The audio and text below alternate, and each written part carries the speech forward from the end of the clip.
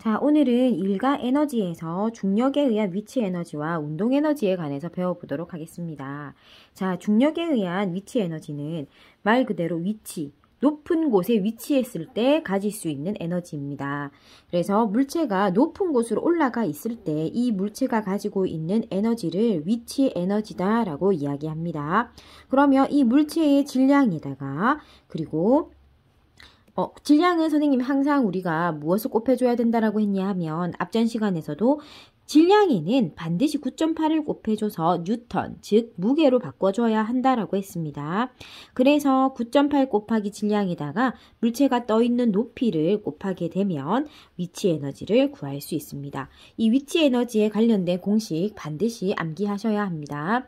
자, 하지만 원리는 똑같습니다. 우리가 힘을 구할 때도 힘 곱하기 이동 거리를 해서 한 일을 구했단 말이죠. 그죠? 그런 것처럼 위치 에너지도 그 물체의 질량에다가 9.8을 곱해서 무게로 바꿔주고 나서 그래서 9.8 곱하기 질량 그리고 이동한 거리를 높이라고 보면 되겠죠. 그죠? 그래서 9.8 곱하기 질량 곱하기 높이를 해서 위치 에너지를 구할 수 있겠습니다.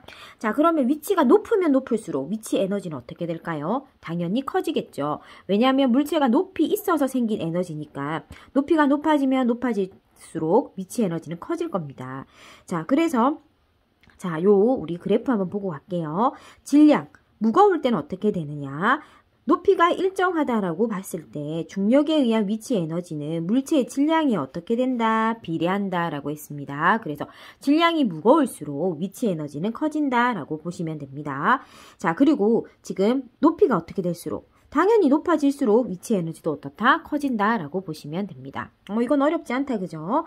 자, 그래서 우리가 여기 지금 플러스 강의에 보면 지금 베란다를 기준으로 위치 에너지를 구하는 그림이 나와 있습니다. 자, 문제 대신 한번 보도록 할까요? 자, 지금 현재 파란 공은 5m가 높이 있는 옥상에 올라가 있습니다. 만약에 파란색 공이 옥상에 있을 때 하고 베란다에 있을 때하고 위치 에너지는 달라지겠죠. 왜냐하면 높이가 달라지니까. 자, 지금 현재 옥상을 기준으로 해서 위치 에너지를 구한다면 9.8 곱하기 2 곱하기 높이 5 이렇게 되면 되겠죠. 자, 베란다를 기준으로 한다면 자, 9.8 곱하기 2 곱하기 3이라고 하면 될 것 같습니다. 자, 이렇게 우리는 위치에 따라서 위치 에너지는 달라질 수 있습니다. 자, 그러면 우리 시험에 많이 나오고 문제도 많이 나오는 그림을 한번 보도록 할게요. 자, 요 추를 떨어뜨리는 요 그림은 문제에서도 참 많이 나오는 그림입니다. 자, 만약에 추를 나무토막 위에 추를 떨어뜨릴 거예요. 그러면 추의 위치 에너지가 나무도막을 밀어내는 일로 전환된다라는 거지. 무슨 말이냐 하면 추가 위로 이렇게 또 높이 들어 올려서 추를 탕 떨어뜨릴 거예요. 그러면 추가 가지고 있는 위치 에너지가 추에 실려서 그대로 나무도막을 탕 칠 거란 말이지. 그러면 추의 위치 에너지만큼 이 나무도막은 밀려서 아래로 내려갈 거야. 그러면 나무도막이 이동해서 한 일과 추의 위치 에너지는 어떻지? 같겠지. 추가 만약에 10의 힘으로 나무도막을 때리면 나무도막도 10만큼 밀려 나갈 거잖아. 그지? 그래서 추가 한 일과 나무도막이 받은 일은 같을 수밖에 없어. 그래서 여기 보면 추에 의한 위치 에너지가 나무도막을 밀어내는 일로 전환되었다라고 표현한 겁니다. 자, 그래서 추의 높이가 2배, 3배 커지게 되면 높이가 커지면 위치 에너지 커진다 했습니다. 당연히 나무가 받는 일도 2배, 3배 커지게 되겠죠. 그죠? 자, 그래서 요 표 한번 보고 갈게요.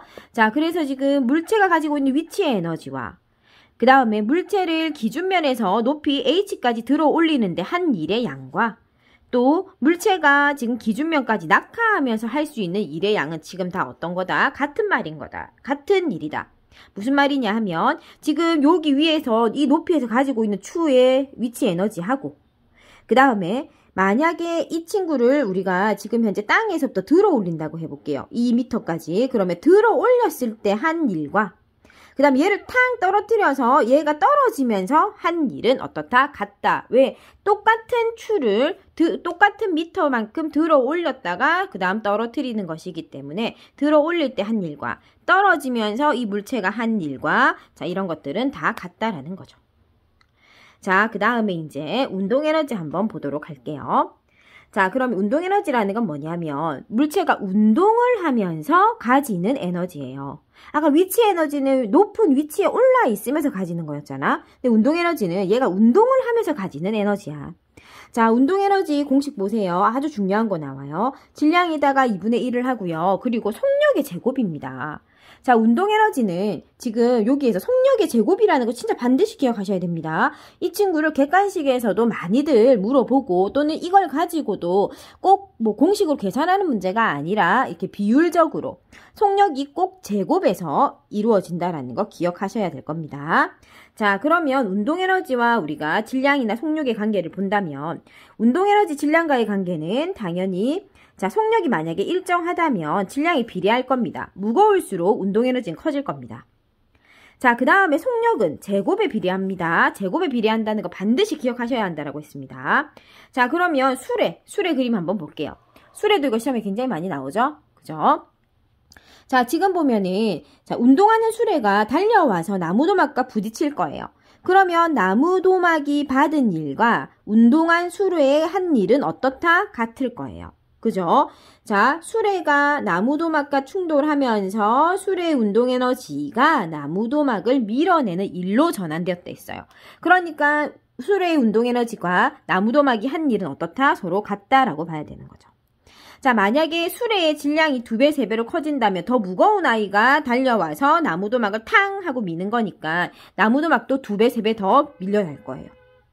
자, 만약에 수레의 속력이 2배, 3배 커진다 하면 자, 이건 우리가 유의깊게 봐둬야 되겠죠. 속력의 제곱해서 늘어날 거예요. 속력이 2배로 뛰어온다라고 하면 나무도막은 제곱을 해서 4배로 늘어난다라는 거죠. 수레가 만약에 3배의 속력으로 온다면 나무도막은 제곱을 해서 9배로 밀려난다라는 거예요. 반드시 기억하셔야 됩니다. 속력은 제곱에 비례합니다. 뭐가? 운동에너지가. 아시겠죠? 자, 그러면 우리가 위치에너지 공식 한번 더 읊어볼까요? 9.8 mH. 운동에너지 공식은 2분의 1 질량 곱하기 속력의 제곱이 되겠습니다. 자, 그러면 우리 문제 간단하게 위치에너지와 운동에너지 문제 한번 풀어보고 갑시다. 자, 지금 보면 여기 6번에 자, 질량이 4kg라고 했고 기준면에서부터 3m 높이 올라가 있다 했어요. 그러면 질량이 4kg. 질량에다가 9.8을 곱해서 무게로 전환시켜주고 높이만큼 어떻게 하면 된다? 곱하면 되겠죠? 그죠? 자, 그래서 요거 계산을 하면은 뭐 117.6 정도 나오겠네요. 자, 그 다음에 이제 8번에 자, 질량이 10kg인 물체가 5m/s의 속력으로 운동하고 있다라고 했고 운동에너지 구하는 공식은 2분의 1 곱하기 질량 곱하기 속력의 제곱이 되겠죠. 그죠? 자, 그러면 그렇게 계산하면 뭐 125줄 정도 나오게 되겠네요. 자, 이렇게 운동에너지와 위치에너지를 단발적으로 구하는 문제들은 공식만 집어넣으면 되기 때문에 쉽습니다. 하지만 문제에서 객관식화 되거나 조금 더 문제로 이렇게 표현될 때는 굉장히 헷갈리고 어려워져요. 자, 그래서 진짜 많은 문제들을 한번 풀어보시고 또 학교에서 선생님들이 어떤 걸 기준으로 해서 조금 어렵게 가르치시는지 아니 조금 단순하게 기초로 해서 가르치시는지를 잘 들어보시고 거기 맞춰서 공부하시면 돼요. 학교에서는 만약에 운동에너지는 위치에너지를 단순하게 배웠는데 어려운 문제집을 풀다 보면 오히려 나 이건 배운 적 없는데 이거 왜 나 배운 적도 왜 이렇게 어렵지 하고 훨씬 더 이게 공부가 의기소침해질 수 있어요. 그러니까 만약에 좀 어려운 부분을 배웠다면 반드시 어려운 문제들을 많이 풀어보고 숙지하셔야 되겠지만 그렇지 않고 단순한 어떤 공식들만 배웠다면 거기에 맞추어서 거기에 맞는 문제들부터 차근차근 방금 선생님과 풀어봤던 6번이나 8번 같은 그런 기초 문제들부터 차근차근 풀다 보면 좀 더 쉽게 운동에너지나 위치에너지를 극복하실 수 있습니다. 아시겠죠? 그래서 무조건 어려운 게 좋은 건 아닙니다. 그래서 좀 기초적인 문제부터 차근차근 풀어보시고 오답 처리, 답지의 해설서들이 굉장히 잘 나와 있죠. 그죠? 그 해설서를 일일이 틀린 문제 밑에다 옮기시면서 그런 부분에서 이해가 안 가는 부분은 또 밑줄 그어서 뭐 또 질문을 하시고 또 이해하고 넘어가시고 그렇게 하다 보면 충분히 이 운동 단원도 극복하실 수 있으리라 봅니다. 자, 그러면 다음 시간에 우리가